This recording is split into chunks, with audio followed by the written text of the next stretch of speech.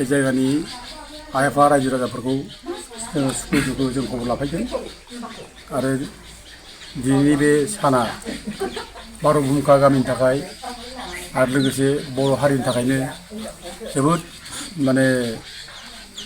खोमसि सान बे गोसोम सान बियो 25 आरो 27 जानुवारि बे सान मोननैयाव बे बुंखा गामियाव गिलु बालु मोनसे घटना जादों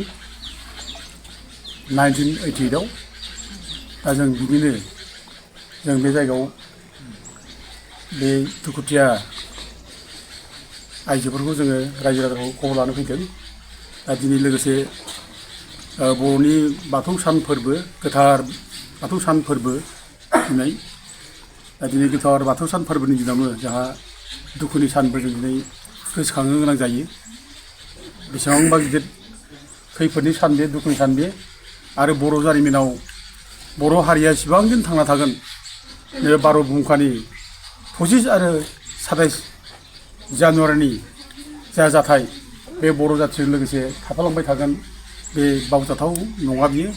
बे गोसोखांथाव जाथाय बियो बे सानावनो आसामनि एजिपि सरकारनि दैदेननायाव पुलिसनि गुन्दा बाहिनिफ्रा बे गामियाव फैनानै हराव 25 थारिखखालि साथाम आइजोफोरखौ सिगाङाव जिनाहारि खालामलांदों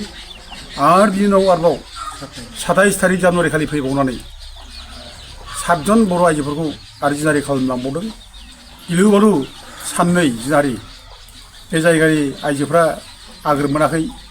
जों खारनो ना जों खारनो बबाव थानो गोजांनाय दिन बे अबस्था जादों दा बे जारिमिनारि दिनखौ जों रावबो बावा आरो बिसिनि जायनाखि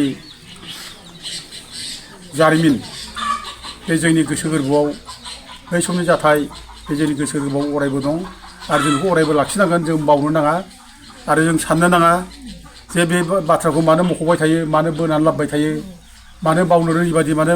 बावगोन बावनायखौ मानो गोसोआव लाबोबाय थायो बेखौ जों साननो नाङा जों गोसोआव लाबोनांगौ बेखौ बयनिबो गोसोआव बे थानांगौ आरो बे जायगानि जेसेबां बिक्ति मानसिफोर बे अरायबो सनमान गोनां जानांगौ बेसेबां दिन बिसोर थांनानै थागोन एसेबां दिन बिसोरो सनमान गोनां बेक्ति जाथिनि गेजेराव अरायबो जानानै थानांगोन आरो जों बिसोरखौ सनमान होनो नांगोन आरो जों बे जाथायखौ जों अरायबो गोसोआव लाखिनानै जों बे जायगाखौ जों अरायबो जारिमिननि मोनसे माने दुखुनांथाव दिन हिसाबै जों बेखौ अरायबो गोसोआव लाबाय थानांगोन जों मिथिनांगोन जेनेरेसनफोरनो बे जे जारिमिन एखेबारे गिलु बालु बे माने बुंखानि जायनाखि गेंग्रेब जानाय बेनिफ्रायनो बर'नि जायनाखि आन्दलन बड'फा उपेन्द्र ब्रह्मनि दैदेननाय आलादा रायजोनि सोमावसारनाय बे बिराद गिलु बालु ममेन्टाम मोन्दों बिराद जांख्रिखांनाय फैदों बर' जाथिनि गेजेराव गिलु बालु मोनसे सोमावसारनाय बेनिफ्राय जाखांदों बेखायनो बे जारिमिनखौ बावनाङा आरो दिनै बेजों लोगोसेनो बड'फा उपेन्द्रनाथ ब्रह्मआबो जेब्लानाखि दिल्लीयाव आसाम भवनाव फार्स्ट टक जायो 1989नि 28 आगस्टआव बे फार्स्ट टक जानाय समाव बड'फा उपेन्द्रनाथ ब्रह्मआ टक जाजेननाय लोगो लोगो आल'सना जाजेननाय लोगो लोगोनो बे समाव आसामनि DGP सुब्रमण्यम स्वामी बेमोन जेब्ला टकआव थायो अब्ला बेखौ नुनाय लोगो बे बड'फा उपेन्द्रनाथ ब्रह्मआ बुंदों जे बेबायदि अफिसारखौ दोननो नाङा आरो बे टकआव बे अफिसारखौ लानानै जों आल'सना खालामा बेखौ गेट आउट खालामनांगौ होननानै बुंदों he should be ousted from the talk होननानै बुंदों बड'फा उपेन्द्रनाथ ब्रह्मआ बे समाव आंबो दङ जों दंमोन एखेबारे गोसोफ्रा एखेबारे बोरैबा मोनो आरोखि दाबो गोसोआवब्ला दा बेबायदि ओमफ्राय बेजों लोगोसे गहपुराव घटना जागोदान बे समाव 89नि जुलाइ दानाव जादों 9 जुलाइ बेनिफ्राय जादों बोथोर गहपुरनिया दा बे गहपुरनि जाथायजों ओमफ्राय बुंखानि जाथायजों बिराद खाथि सोमोन्दो गिलु बालु ओमफ्राय देरसिन जाथाय जेबो गैया गहपुराव हाजार हाजार बर' फिसाखौ न' बां सावनानै माने आलाय सिलाय खालामदों आरो बे 8 जन 10 जन बर' हिन्जावखौ बुंखायाव गेंग्रेब खालामनानै गिलु बालु मोनसे वर्ल्ड रेकर्ड खालामदों आरोखि दा गथे बड'फा उपेन्द्र ब्रह्मआ सुब्रमण्यम स्वामीखौ गेट आउट खालामनांगौ होनना बुंदों आरो सुब्रमण्यम स्वामीया टकआव जानाय सिगां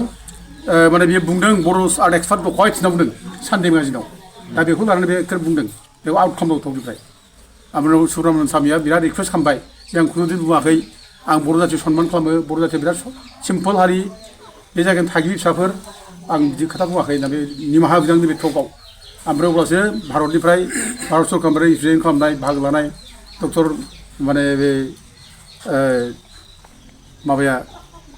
राजनाथ गौरी बाजपायिया बे बड'फाखौ रिकुवेस्ट खालामदों जे नोंसोर आंनि फिसानि समान अननानै बिसोर बे जिथु निमाहा बिबाय जेब्ला बेखौ मानिदो बेखौ थानो होदो अफिसारबो थानांगौ आल'सना होनानै बेखौ थानो होनाय जादों आरो लोगोसे बे टकआव जेब्लानाखि दै होदोंमोन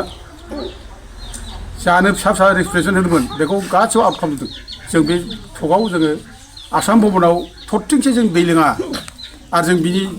फिसा मोनसे जिनिस जों जाया होननानै बेखौ गासैबो रिफिउज खालामदों रिटार्न खालामदों जाया होननानै डक्टर राजनाथ गौरी बाजपायिया रिकुवेस्ट खालामदोंमोन जे फिसाफोर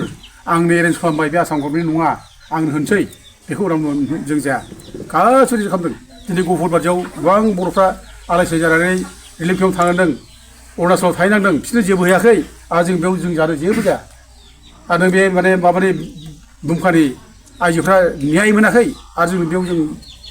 आसाम भबनाव बिसोरनो होनायखौ जों जेबो जाया जेबो जायाखै बे बर'फ्रा ओरैबायदि स्ट्रंलि बेयाव माने प्रटेस्ट खालामदों फार्स्ट टकआव बे आरोखि जों खोब माने बै समखौ गोसोखाङो बै समनि जाथायखौ लानानै जों बयबो माने गोसो दुंग्लाबनाय जोङो न्याय नागिरदों बे जायगानिफ्राय जोङो न्याय नागिरनाय हाइकर्टसिम थांदों बे हाइकर्टआव थांनायाव जोङो माखासे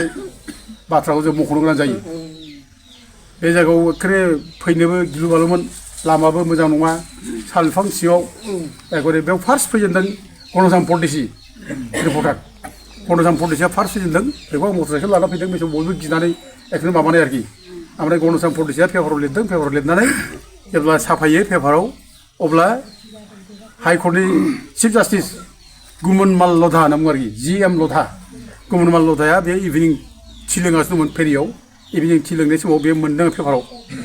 मोन्दों जे बुहुमखायाव माने गें रेप पुलिसनि माने इउनिफर्म ड्रेसाव गें रेप खालामनाय बे बाथ्राखौ फरायनाय बे सारप्राइज जादों आसुरित जादों आरो बियो दा बेखौ गावनि अर्डारावनो लिरदों बे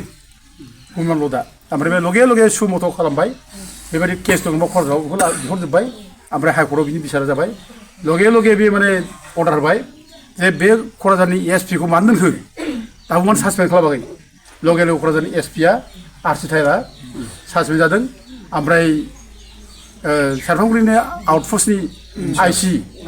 थार्नाट फुकन ओमफ्राय राम होननाय सासे हावलदार बेबो माने सासपेन्ड जादों नङा होमबा जोंहा दाबो बे गोसोआव दं आरोखि दा बेबायदि मोनसे माबा जादों ओमफ्राय लगे लगे माने हाइकर्टआव अर्डार हरदों जे भिक्टिमफोरनो माने 25,000 करि मोनसे एक्ट्रेसिया बिसोरनो होनांगौ होननानै गभर्नमेन्टनो दायित्व माने गभर्नमेन्टखौ थोनदों दा बै समाव हाइकर्टनि थोननायाव बिसोरनो एफा एफा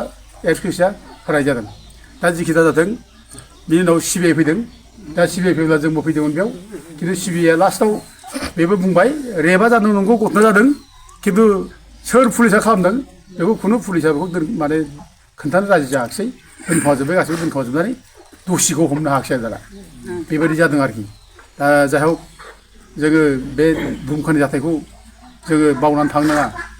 बर' जाथिया थैजासिमबो थालांबाय थागोन ओरैनो जारिमिन जाखाबाय बियो जारिमिन जाखाबाय जोंसो माने मानो बेखौ गोसोआव लाबोबाय थायो जों साननो नागिरो बे दोनखोमानाय जिनिस नङा बियो जेसेबां दिन जाथि थागोन बे थाबाय थानांगौ आरो जेसेबां दिन माने बे जायगानि मानसिफ्रा भिक्टिमफ्रा थांना थागोन बिसोर सनमान गोनां हिसाबै थांना थानांगौ जों बेखौ लुबैयो आरोखि आरो दानि सरकाराबो BTC सरकाराबो जाहाथे हाग्रामा महिलाफोरनि सरकाराबो जाहाथे अनो आदर खालामो जों बेखौ लुबैयो थांनाय जायनाखि प्रमद बर' सरकार बेथ' गोबां खोथा होनदोंमोन न' लुना होनो मानो होनो हास्लाब लागासै हयथ' दा बिदि होननानै नैबे दानि सरकारा मावनाङा बेबो खोथा नङा मावनांगोन जों बेखौ लुबैयो दा बिसोर सनमान गोनां जाहाथे माने जानानै थायो जों बेखौ लुबैयो आरो जों बेसेबां हायो जोंबो सहायगोन आरो जोंथ' अरायबो दंखायो जों फैबाय थायो प्रत्येक समावनो जोङो बे दिनखौ 25 आरो 27 जानुवारिखौ जों गोसोखांनानै बे जायगानि भिक्टिमफोरजों जों लोगो लाफायो दिनैबो जों लोगो लाबाय रायजो राजाबो दंमोन बयबो ओंखायनो आं बयखौबो दिनै बे जायगानि दुखुथियाफोरखौ खुलुमनानै बिसोरनि जिबना जाहाथे सुख गोजोन जायो आरो जाहाथे अरायबो सन्मानो गोनां जानानै थायो आं बेखौनो दिनै गोथार बाथौ सानाव इसोर माने बोराइ बाथौनाव आं आरज गाबबाय आं बेखिनिखौ बुंनानै बे जायगानि रायजो राजाखौबो आं खुलुमनानै जोङो बिदाय होनाय जाबाय